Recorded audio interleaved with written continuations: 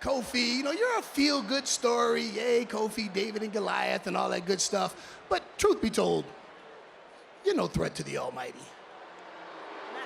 And while he is enjoying a much-deserved vacation, before he left, he asked me to convey a message to you. He wanted you to know that he enjoyed every second of what he did to Woods inside that cage, and that he looks forward to humiliating and embarrassing you with Money in the Bank. And that what Brock Lesnar did to you will look like child's play when the Almighty is done. Child's play. The almighty Bobby Lashley. Big Bad Bobby. Honestly, I'm tired of hearing about that because, quite frankly, I don't know if he's that guy anymore. If you ask me, Bobby might be getting a little soft. I've already beaten Bobby.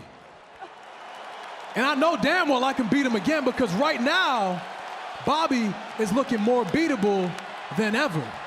It seems like each week, a layer of that almighty is stripped away from Bobby. Every single week, a layer is being stripped away to the point of where at Money in the Bank, Bobby just might be a shell of his former self.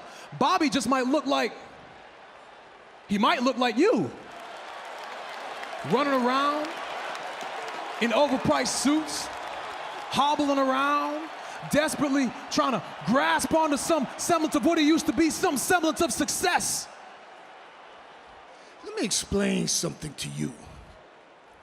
I do the things that I do for the almighty WWE champion because just over a year ago, we started this journey together. He put in the work, he made the sacrifice, and he rose to the top of the mountain. He is the WWE champion, and I do the things I do for him because he deserves it. He deserves all the respect and accolades that go with his success. And I didn't deserve it. I didn't deserve it. Huh?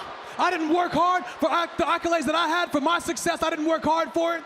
Look, when I was WWE champion for almost 6 months, I never took a day off. As a matter of fact, in between shows, I took the title all over the world to show people that anything is possible if they believed in themselves. I took the title to Ghana, to West Africa, to Kumasi, where I was born, to show little kids that anything is possible if they believe in themselves, and I brought the living proof. And I went back to TV the next week and defended my title again because that's the kind of champion that I was.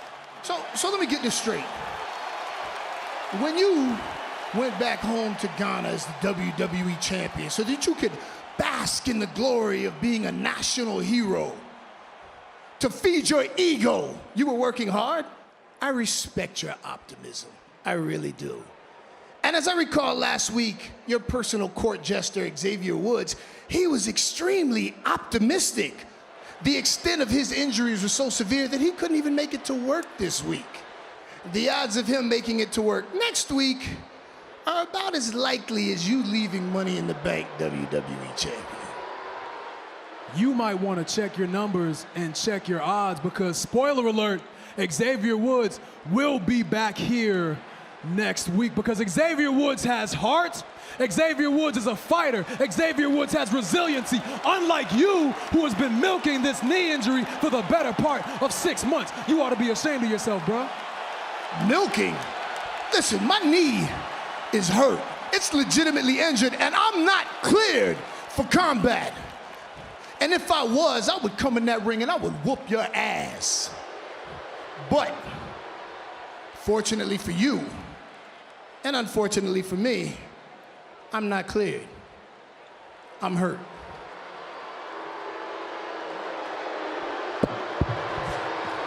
Kofi might test that out right now against MVP. Oh, trouble in paradise. That's right.